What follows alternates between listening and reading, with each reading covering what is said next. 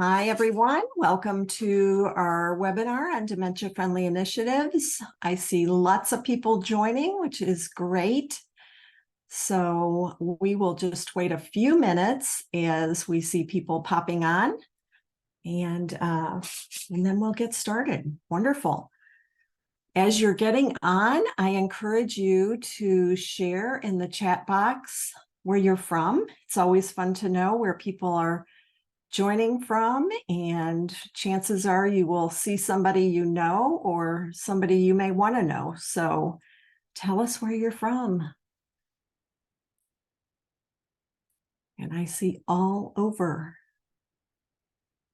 Wow, this is great. Very exciting. And some people I know. Fantastic.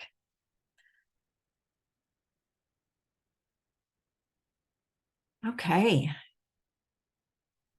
And we've still got people coming on. I'll also share that we do have CEUs for the webinar.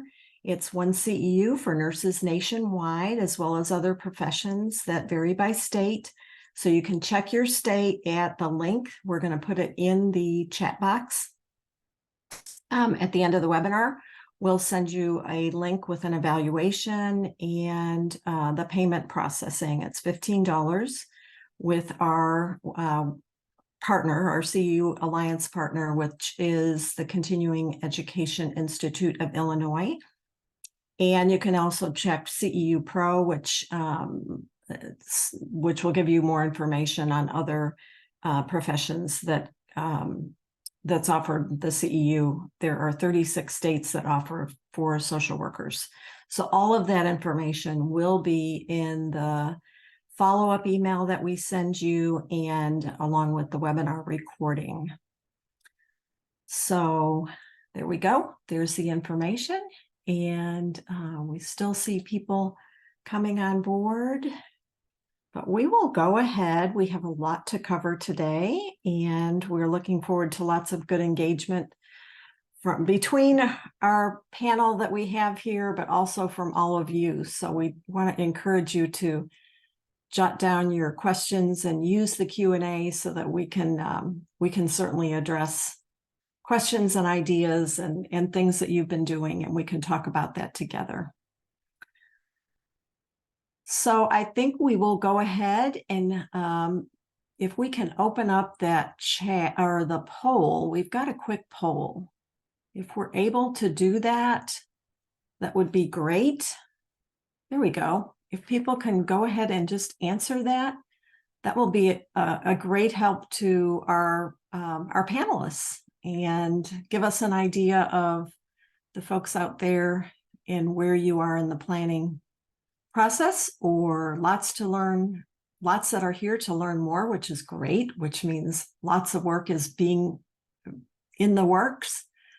Lots of you active in the process. So fantastic. Great information. All right. So let's go ahead and get started. So welcome, everyone. I am excited to see so many people joining. Obviously, we have participants from across the aging landscape who have registered for this webinar, which speaks to how many people are joining this dementia-friendly movement, not just across the US, but globally. And I'm going to go ahead and share these poll results. Thank you all for giving us the information here. I'll stop that. Okay. So lots of people that are here to learn, and a lot of people who are already in the phases of digging deep into their dementia-friendly initiatives wherever you may be. I will go ahead and before I start to introduce our great panel of speakers here, just tell you that my name is Pam Brandon, and I am the founder of AGE-u-cate Training Institute and the creator of the Dementia Live Simulation Program.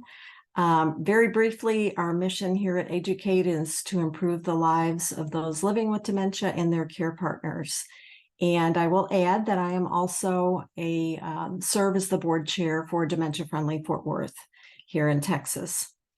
So I am honored to have three incredible visionary leaders here to share the work that they are doing at the national, state, and local levels.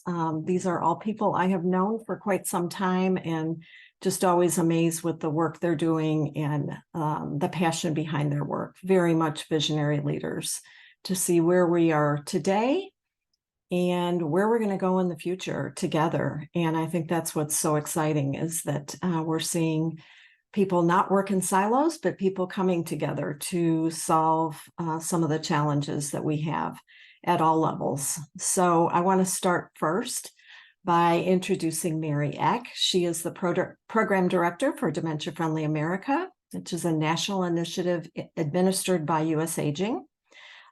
She supports the Dementia Friendly Communities and Dementia Friends administers by providing technical assistance, facilitating webinars, bringing together stakeholders, and managing the development of the dementia-friendly resources, which she'll be sharing today.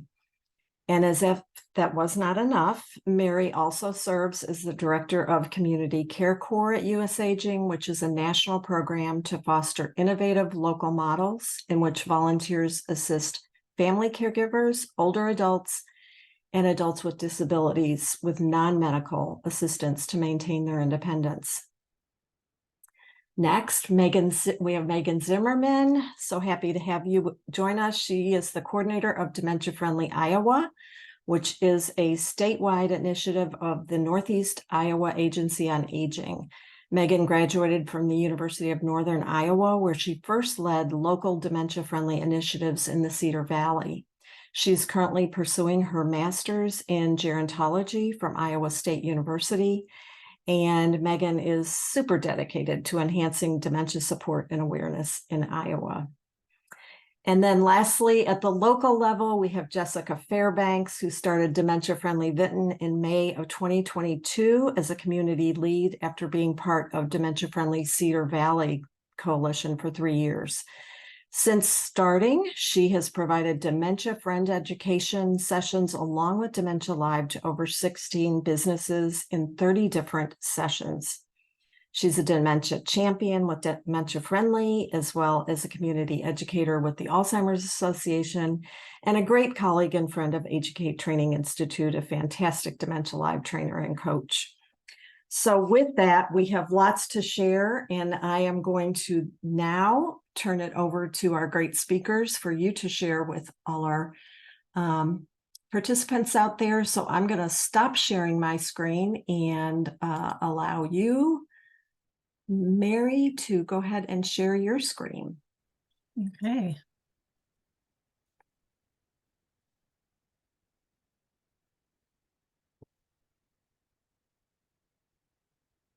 All right, I think I did it.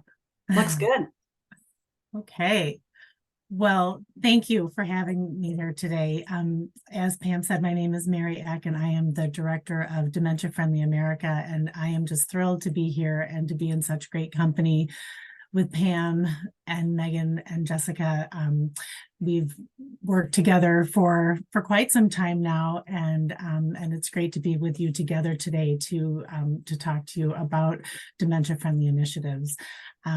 I'll be providing the overview on Dementia Friendly America, and I'm thrilled to be back in this role. I began this work with Act on Alzheimer's in Minnesota when this work first began, and DFA is modeled after the Minnesota State Initiative, and I was part of that initial work, and then we adapted this model to serve a national audience, and US Aging became the administrators of it. And then 2 years ago in September, I became the director through US Aging. So it's just a thrill to be back and to see that the momentum continues, and there's just the momentum continues, and there's still so much more to do and more ways to grow. And so I hope this inspires you to get engaged if you are not already, and to keep the good work going if you are already engaged. So I will get started.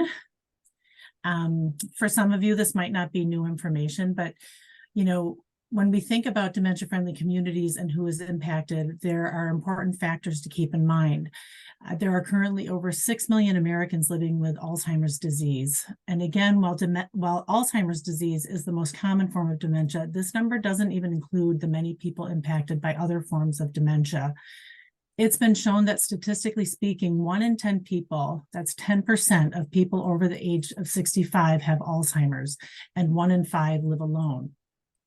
80% of people with dementia live at home or with family as compared to the long-term care sector.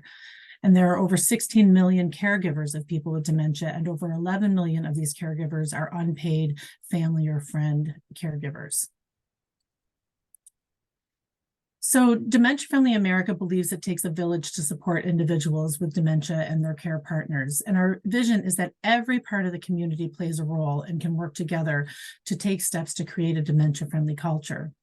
DFA, as I mentioned, was modeled after Minnesota's Act on Alzheimer's and was adopted at the White House Conference on Aging back in 2015 as a national initiative.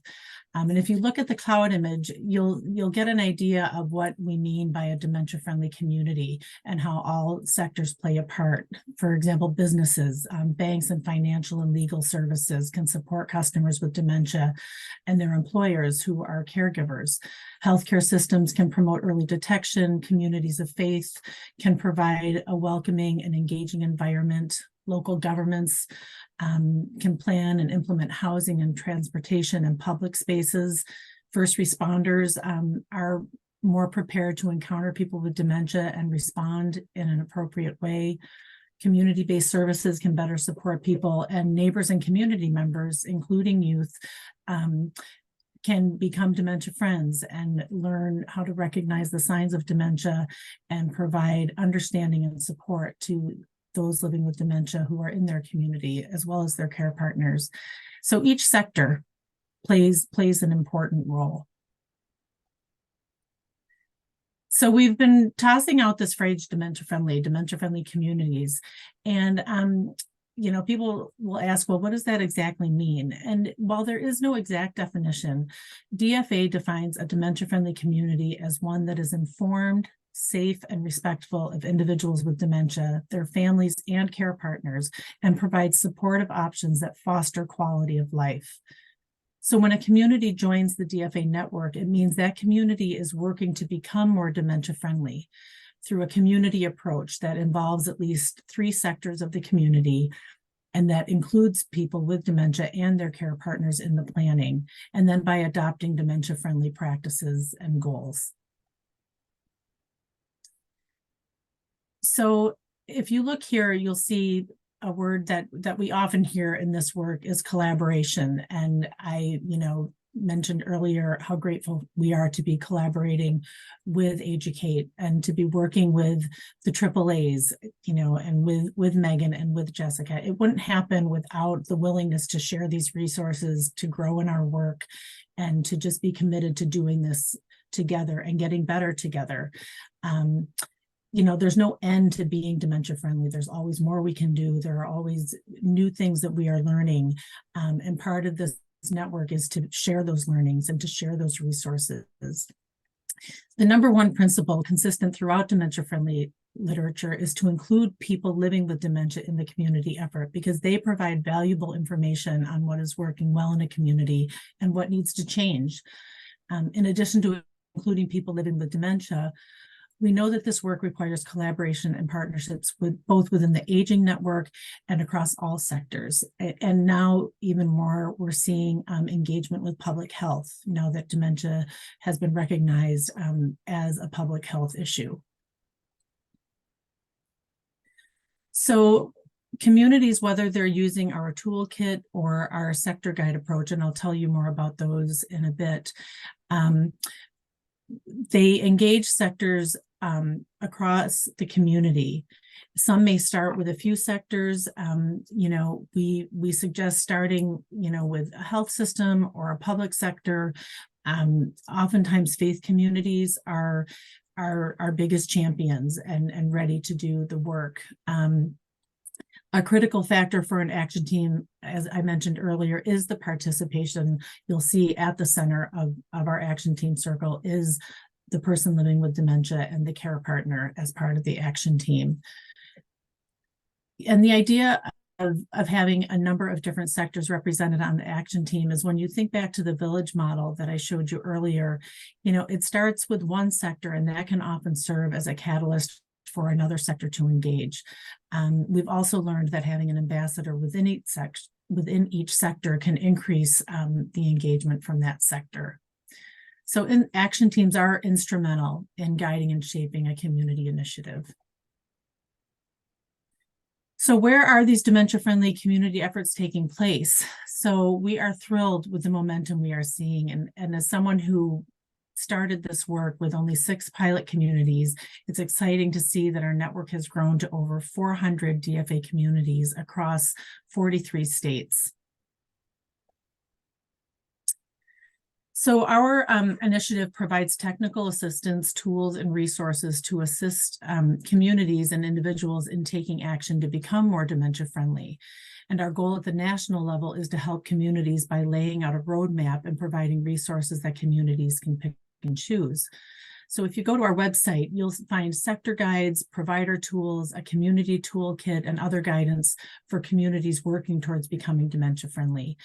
And the slide that you see here shows our 4-step toolkit that guides a community through a process with enough structure to help groups come together and create a shared agenda, but it's also flexible enough in that it allows communities to define their own goals and approach the work in a way that's most suitable for each unique community. We also have sector guides. Oh, I'm sorry, I thought I missed a slide.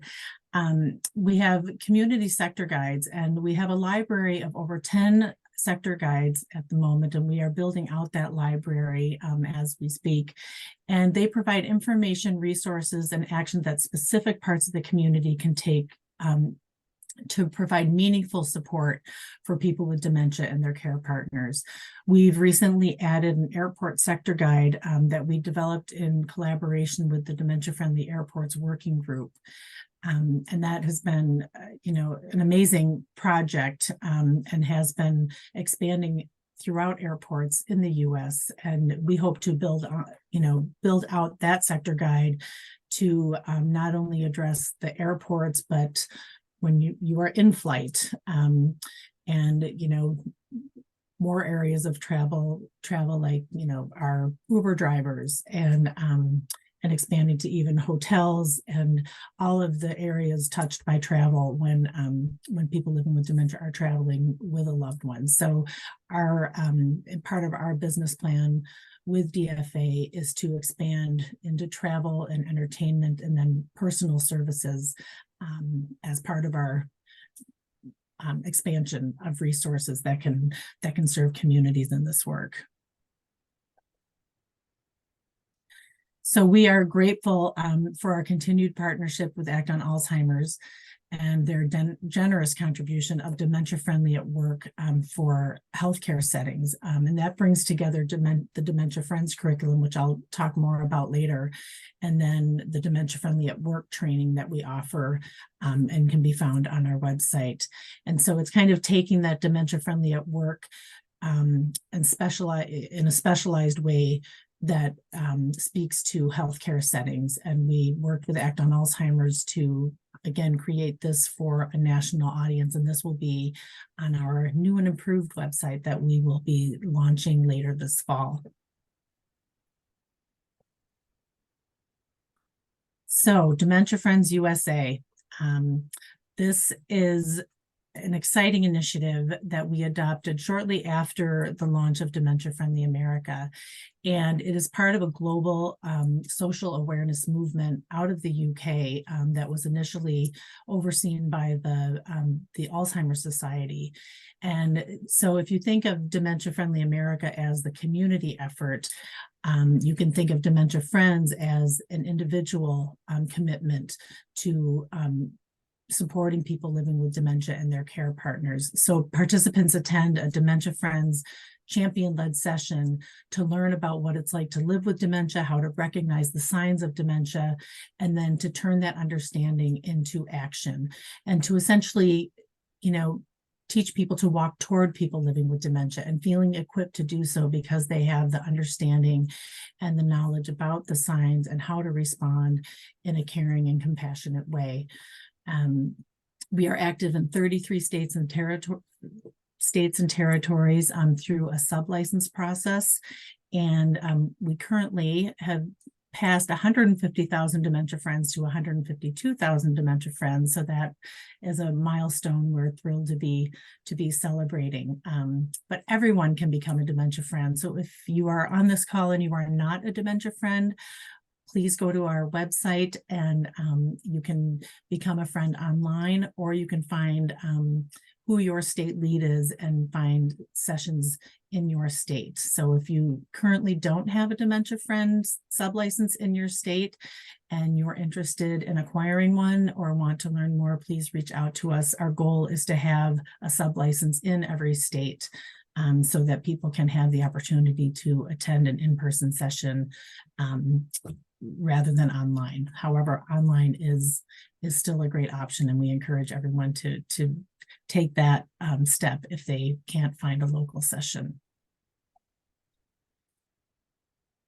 So this is just a layout of the map of where we do have, where a state does have a sublicense, and a sublicense allows a state to offer in-person sessions within their state. So you'll see here that we have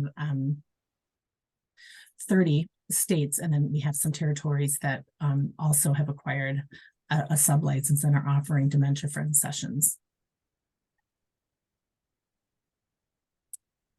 And I'll wrap up by just letting you know kind of what we have been seeing over the past few years in the dementia friendly world and how we're responding. And, you know, we're seeing that, as I mentioned earlier, dementia is being recognized as an issue of public health. And we collaborate closely with the public health centers of excellence that were developed through the BOLD initiative. We are also capitalizing on technical assistance to just, you know, maintain our resources, to keep them relevant, and to kind of bring in the resources that we're hearing about and adding them to our website so that people can find dementia-friendly resources in one place. While we certainly love the resources that we have created at DFA, we also know that there are incredible resources out there, and we want to be able to point you to those as well. We're also exploring alignment and opportunities for collaboration between dementia and age-friendly efforts, and we've been engaged in that work with AARP and continue to expand that work.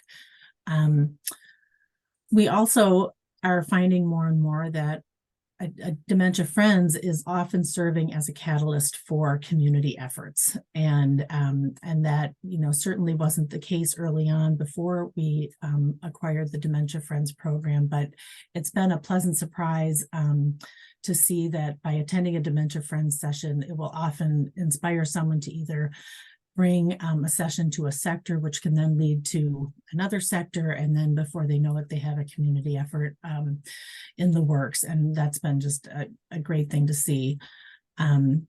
We've also are working to expand our resources and to, you know, expand and enhance our resources.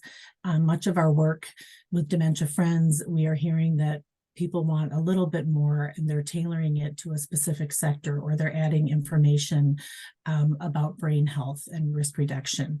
So that's been, you know, if anywhere you look right now, we're hearing more about brain health and the Healthy Brain Roadmap. And so we're embracing that work and tying it more into the work that we're doing in our dementia-friendly efforts. We're also adapting our materials to be relevant in clinical settings as well.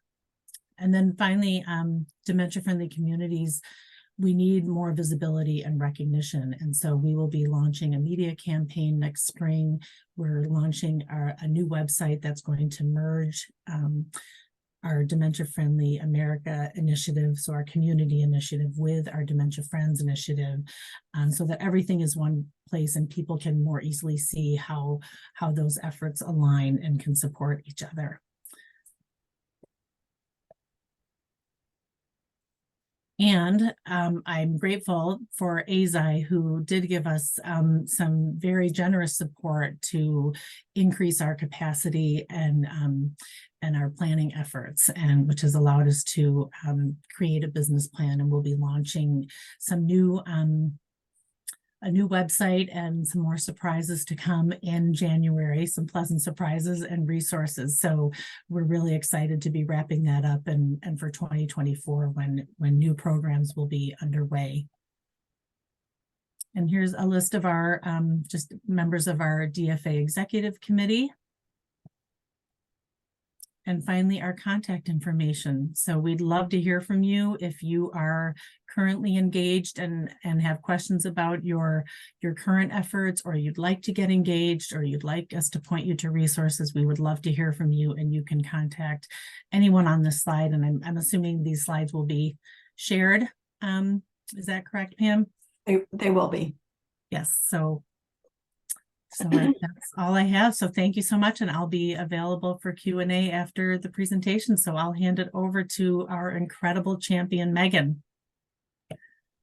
Awesome. Thank you so much, Pam, Mary, and thank you, Pam and AGE-u-cate, for hosting today. And I'm so thankful to be able to work with all of you. And it's been fun to be in the state level. So I get to collaborate with Mary nationally and then Jessica locally with Dementia Friendly Vinton here in Iowa.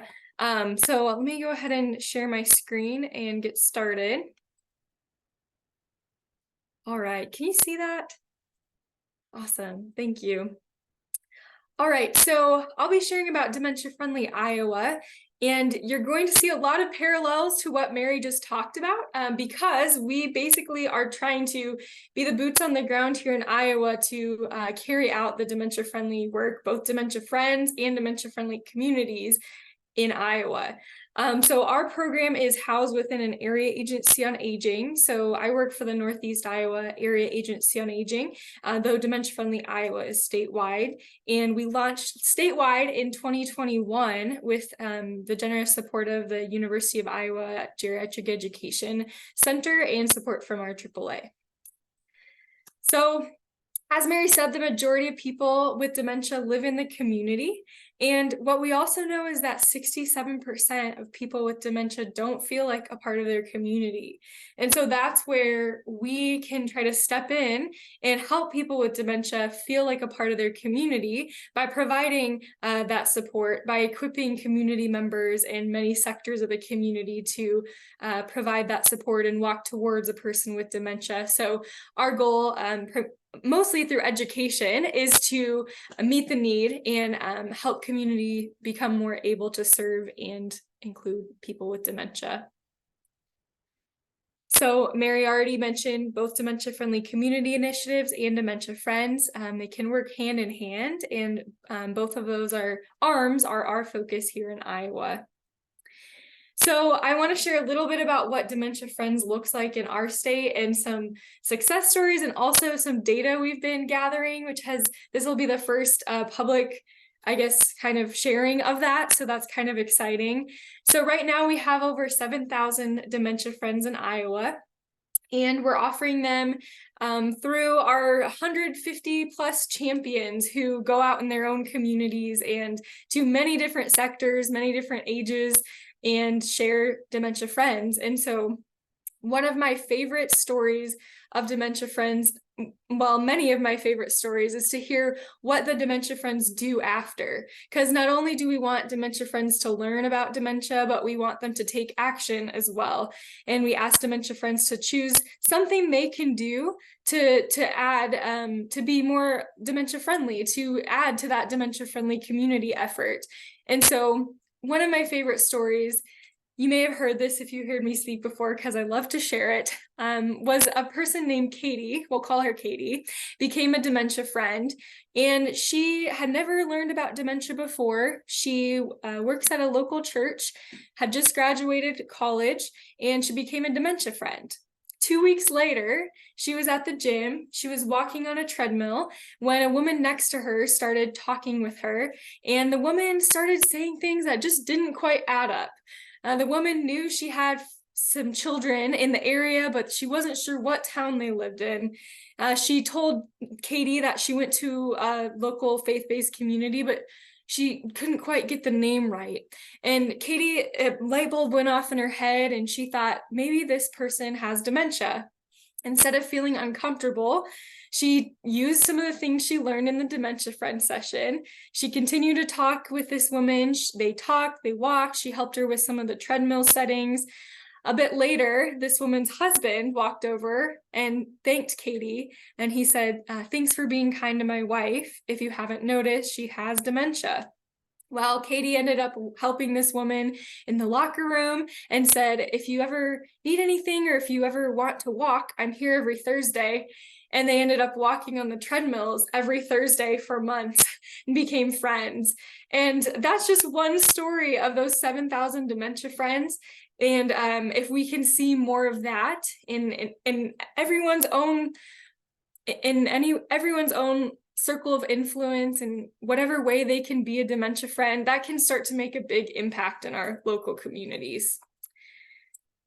So here's some of the data. We've been collecting this. So after a dementia friend session, immediately after, we share a survey. And it's optional, but we ask people to share what they've learned. And one of the biggest takeaways we've seen, and this is immediately after, we see 94% of dementia friends here in Iowa shared that they intend to adopt a dementia-friendly practice in their life. And that was over 2,000 people that responded to that. So we love to see that kind of inspiration for action. But we wanted to take it a step further, and we wanted to see, are people really taking that action? They want to, obviously 94% want to, but are they taking action? So we started doing a 3-month follow-up survey to see if they've taken action and what they've done. We're happy to report that 93% say that they've used that information in the last 3 months after the session. We lost 1% in there somehow, but that's okay. So 93% say they are taking action. And a few quotes of how I wanted to share in particular. One said, I have an aunt with dementia. She did not know me when I visited, but connected with my sister. In recognizing me for just a short time, I did not feel sadness.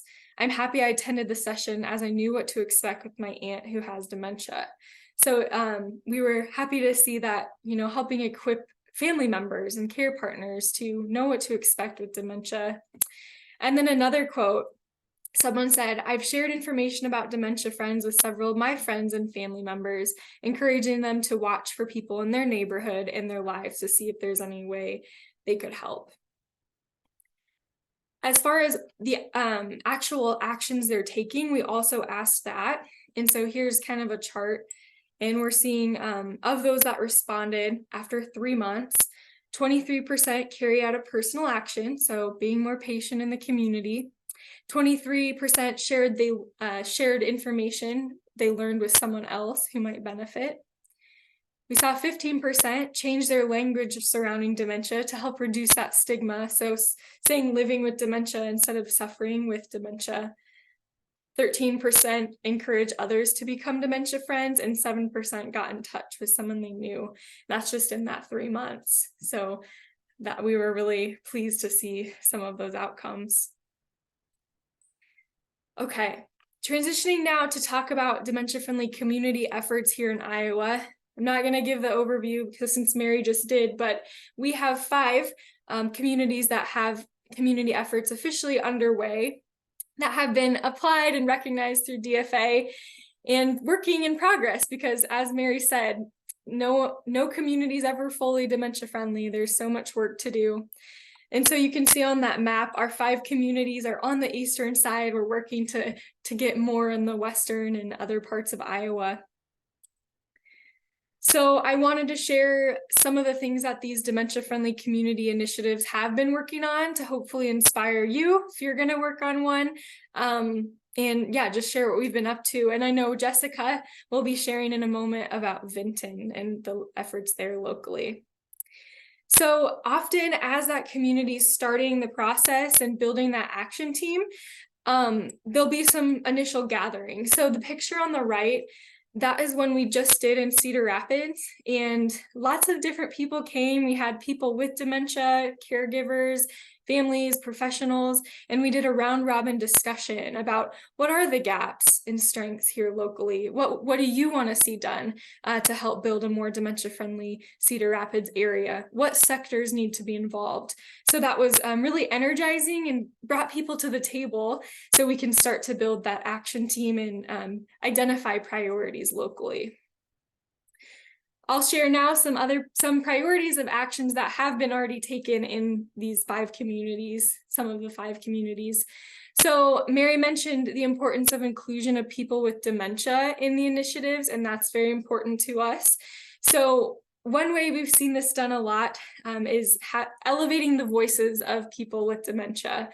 So this picture on the left is a special news report done in the Cedar Valley called the Steele Report. And this news special was all about dementia. And Kevin, who's wearing that coat there on the left, is living with Lewy body dementia. He shared his story and worked to inspire people to make change and to get involved. And then Lori on the right used to work for this radio station, had to retire because of her dementia, but then helped help us get in and make some radio ads to get more people involved, get more people to become dementia friends and so on. So one way we've included people with dementia is by elevating their voices and including them on the action team and co-presentations. We also, in Iowa, many of our communities do dementia-friendly business trainings. And so this is a picture of a hardware store. You can see the paint cans in the background. Not typically a place that would do dementia training. However, we said, hey, can we come into your business? We'll come right where you are. I did the presentation on the little cashier's monitor. that was the screen they had at the cash register, and we talked about dementia and how to identify the signs, how to make sure your physical space is dementia friendly, what you can do to implement these practices. And we talked through that, and as long as 50% or more of the staff is present, then we in Iowa recognize them through our Dementia Friendly Iowa program. So that's been exciting to see some of these non-traditional businesses jump on board. We've also done some collecting of data on that, and we've heard 97% of the businesses that responded found the training valuable, and 78% of them, after that 3 months, had implemented a tip or information from the session. So, and there's a few of my favorite quotes on there, and we'll talk here. What's been cool about that is, in the same way that a lot of dementia friends are taking action, we're seeing some of these businesses that go through training also take action steps to be more dementia friendly. One of my favorites that we've seen, Hartman Reserve Nature Center did a dementia-friendly organization training. They created a memory cafe for individuals with dementia and their families or friends to gather and just have fun together. And that filled a big need in one of our local communities. We also see dementia-friendly communities launching other social gatherings for people with dementia and their care partners, support groups, walking clubs.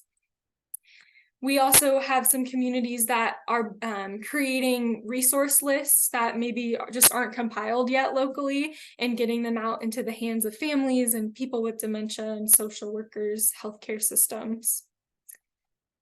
Partnering with a local library is another awesome action. We have had a few libraries create dementia activity kits to check out for that person with dementia or their families. Hosting education programs, creating dementia-related book club kits or film showings. And libraries can also be a great host site for action team meetings, memory cafes, support groups. And then I have some other ideas listed on the screen. I love talking about community actions. We could keep talking about that for a long time, but the possibilities really are endless.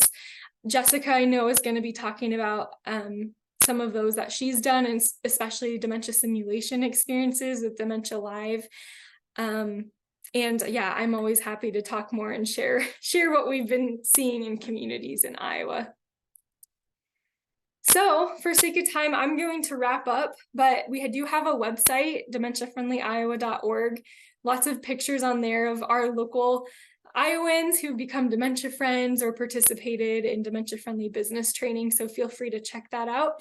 And that's my contact info. And from there, I'm going to pass it off to Jessica.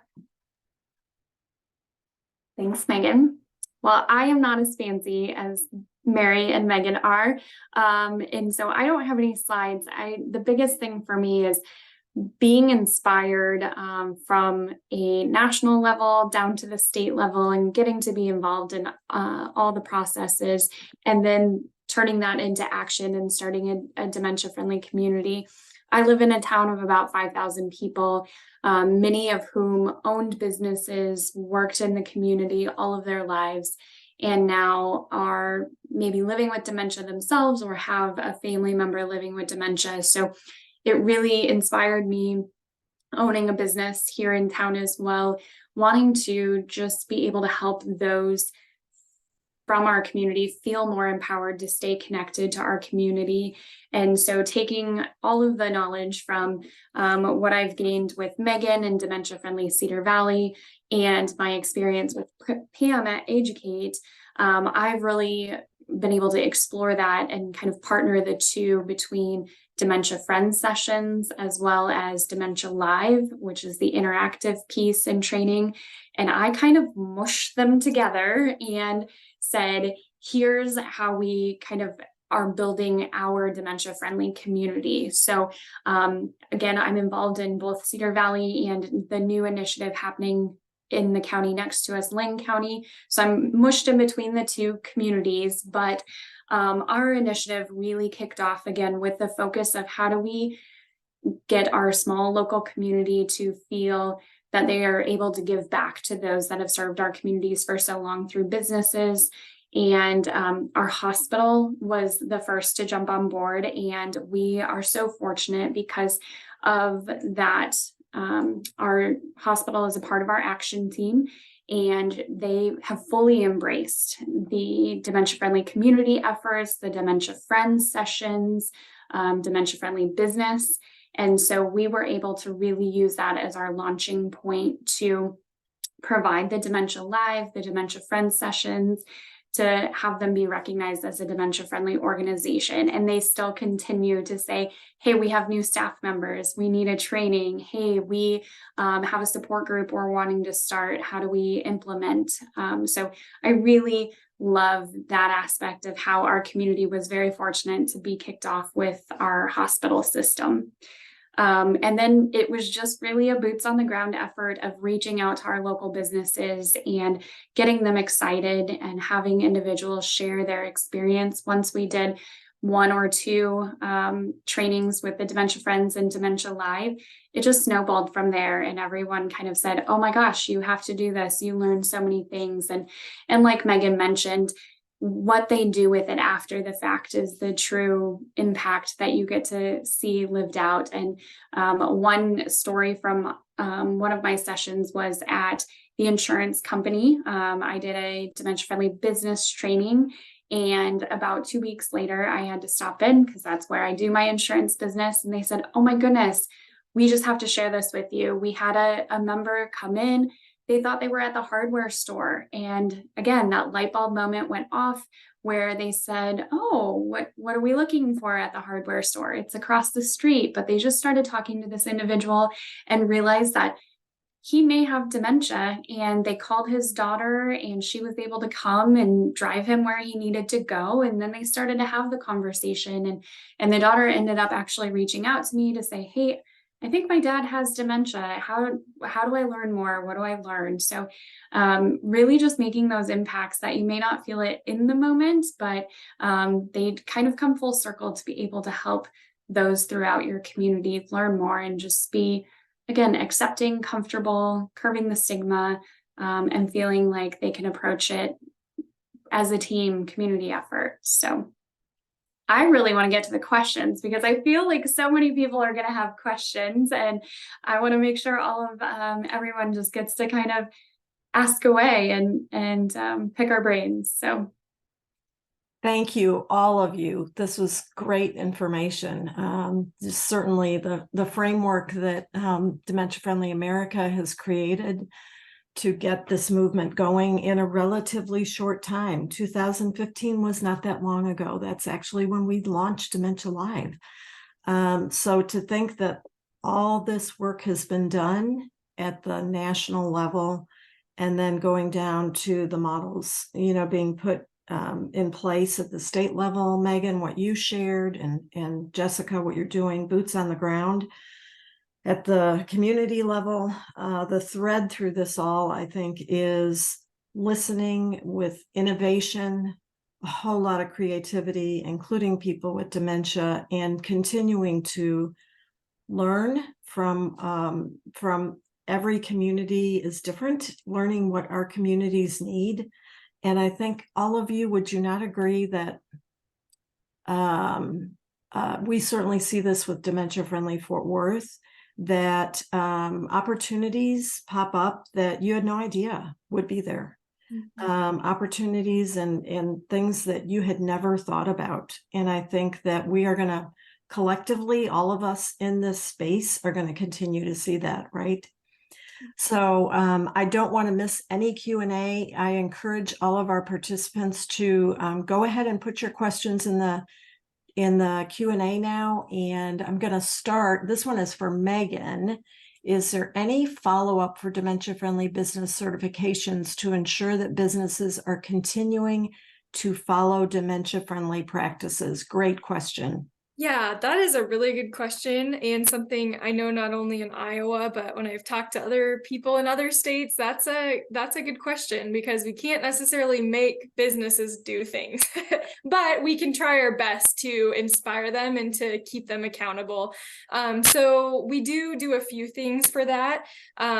We have that 50% staff. They have to have at least 50% of the staff that have gone to the training. So initially, when we're doing those trainings, we make sure they meet that. And then afterwards we say, hey, we give them a letter that says you've been recognized, but please, we expect you to continue keeping up that 50%. So we offer, if that's bringing one of our volunteers back to do another training, or whether it's having one of their staff members internally be able to be trained to give the training to internal staff. So that's how we handle that. We also collect their contact info. So at the very least, we're touching base with them via email to see, have you been doing anything? And here's some ideas of other businesses and things you could continue to implement. So I can drop in the chat a link that has on our website to go right to that dementia friendly business training information if you're interested in looking at that. That's great. Also, Megan, this one was for you as well. What is included in the dementia-friendly kits?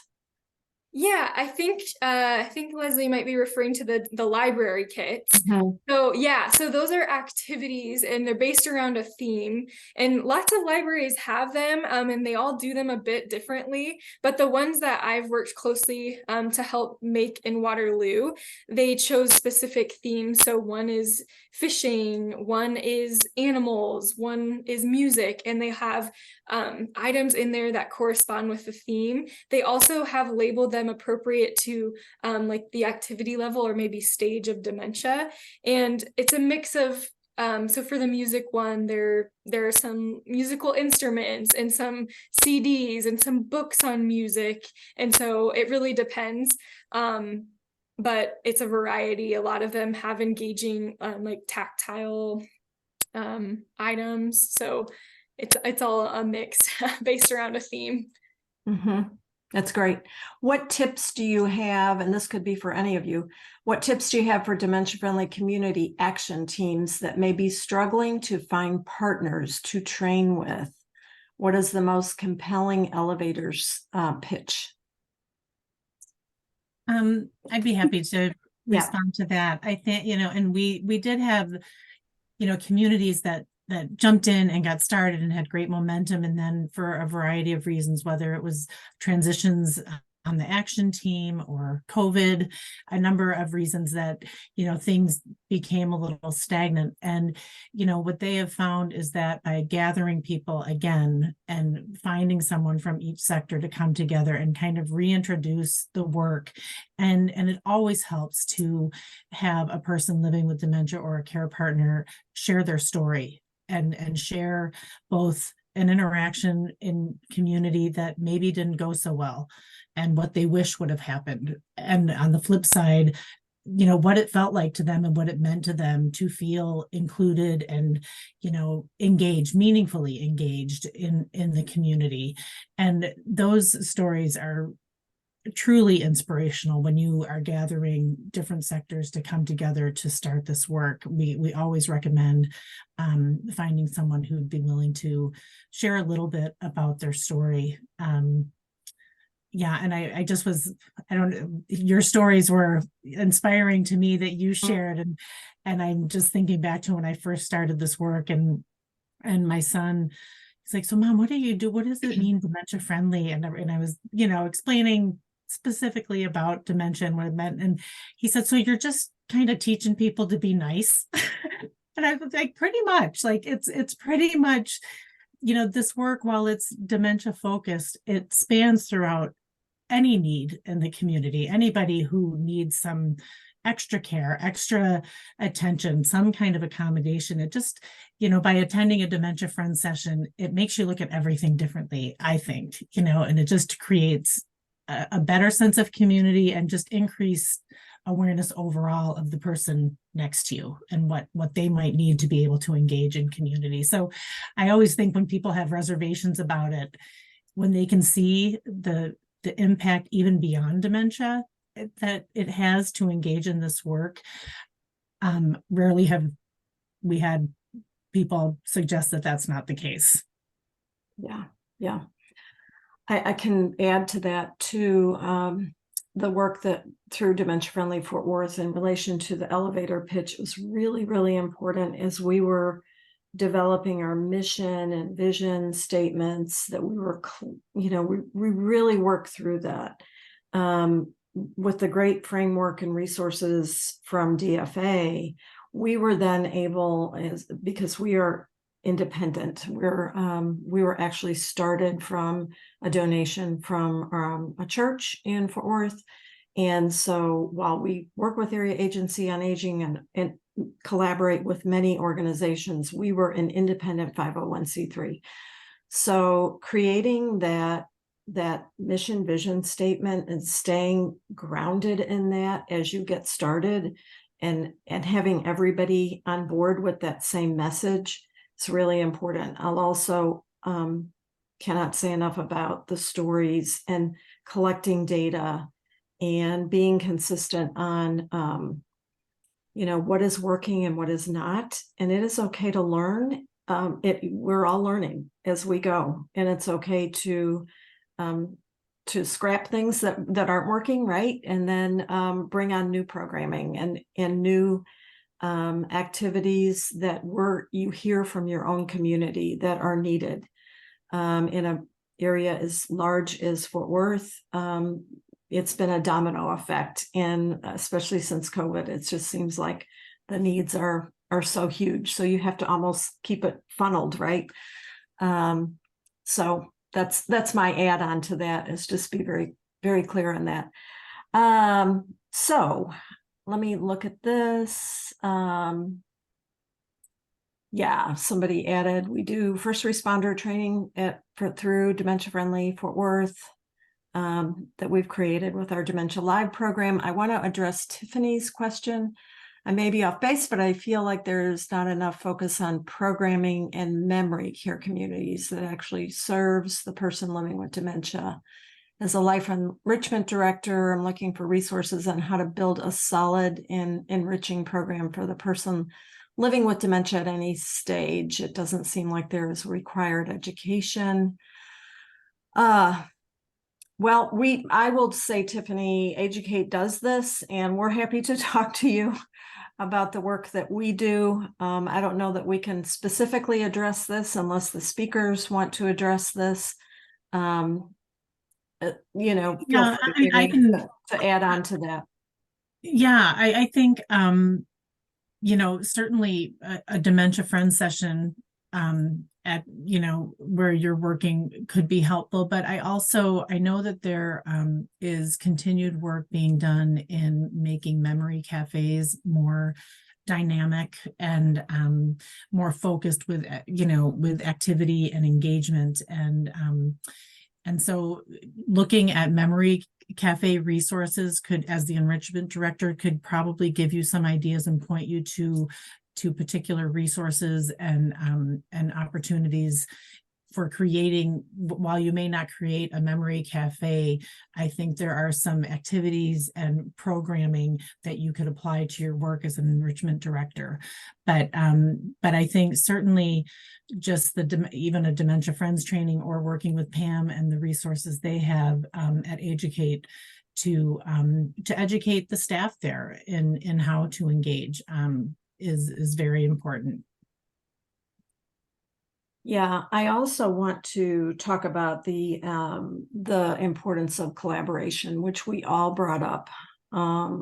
Certainly with Dementia Friendly Fort Worth, we have built our growing list of organizations and people, and I think that is the heart of the real boots on the ground work. Megan, if you'll, and Jessica, especially with what I've been doing, you know, our involvement in Fort Worth. Again, I know Dementia Friendly America has many collaborations, but really the boots on the ground effort, I don't think can move forward unless your Dementia Friendly initiatives sees itself as a collaboration organization. Would you all agree with that? Just because I the would needs are so great. The needs are so great in any community, right? Yeah. And just start somewhere. That's kind of what we say, you know, while someone may not be able to fund it, they could offer space for gatherings. You know, be creative in how people can be involved, because some people are like, we can't afford this, or we don't have the staff. Okay, well, maybe they have a space you can use for your action team to gather. So just kind of think outside of the box. But you know, as we say, and I'll hand it over to Megan and Jessica, but just start. If there is any interest, go with it. Don't wait until you have a full-blown plan, because the plan can evolve. And then, as Pam mentioned, then you can tailor it and get more specific. But if you're waiting for the big aha and the huge opportunity, no, just go to a Dementia Friends session. Or if you're involved, bring it to your church, bring it to your work, and you'll see how that just trickles. Absolutely. And there are so many passionate people in the community who have been touched by dementia. You never know when you will have that passionate person who also says, I want to help really get involved and lead this effort. And that's where your folks come from. So yes, I think, you know, just start, get Dementia Friends out there. Megan or Jess, you want to add to this? Jessica, I feel like you will. Yeah, I have done many sessions of Dementia Friends and Dementia Live in facilities. And I think for me, that has been, to Mary's point, kind of that aha moment. Once an individual gets what I call the meat of it with the Dementia Friends session. So they're getting all of the, what is dementia, how to apply, and then I have in the sessions that I offer, then I kind of transition to the Dementia Live, which is the interactive experience that really gives that eye-opening of, oh, okay, so now I've learned about it. I've gone through kind of a glimpse in time with it. And then we just talk about, now, how can we change the look or feel or conversation based on everything that you've just done? And that is the most inspiring part for me. Like, I can't wait to get to the end to really just hear the impact and people say, oh my gosh, resident XYZ, now I get it. Now I understand. And now how do I change or alter what I'm doing to positively impact that resident or individual? or you have that really passionate staff member that's like, oh my gosh, we can do this. And what about this activity? And oh, like you just start to see all of this excitement roll out of people that you kind of had to question and dig for a little bit before that. And I think the last thing I'll add, just because I think Megan and I remind ourselves of this often, but when you're looking for partnerships or people to be on your action team or to work with, a no for now is not a no forever. And so just know that if you meet, you've done a dementia friend session, you're thinking of becoming a dementia friendly community, as Mary mentioned, just take that first step. And just because you reach out to somebody now and they're like, no, I'm not interested, give it time, because circumstances change, things change, and it may just not be the right timing of everything, but people will come around. And I've had Dementia Friendly Vinton now for a year, and now I have actually been asked to sit on our Benton County Board of Health and be a part of that team because of my efforts with this. So it's really kind of fun to see full circle, but they want to know how to kind of incorporate this to being a part of our bigger public health system. So keep trying, keep digging in, and just keep asking questions and growing and finding those people that are excited about learning more. Thank you all so much. I cannot believe it's after 2 o'clock. I think we could have made this an hour and a half, actually. But you have all of our emails, and we are all more than willing to share our experiences in the dementia-friendly movement, and to the panelists, incredible information that you've shared. To all of the panelists, thank you for your great engagement. We will be sending out a recording. We'll send out a link to the CEUs. And also, AGE-u-cate has created a guide, creating and sustaining a dementia-friendly initiative. So you will have an opportunity to download that. But obviously, we've enjoyed having so many people interested in this topic. And again, to all of you, thank you so very much for taking the time and sharing all the great work you've been doing. Really appreciate it. Thank you, everyone. Thank you. Thank And you. thank everyone. Bye-bye. Hope to hear Bye, from guys. you. Yes. Bye-bye.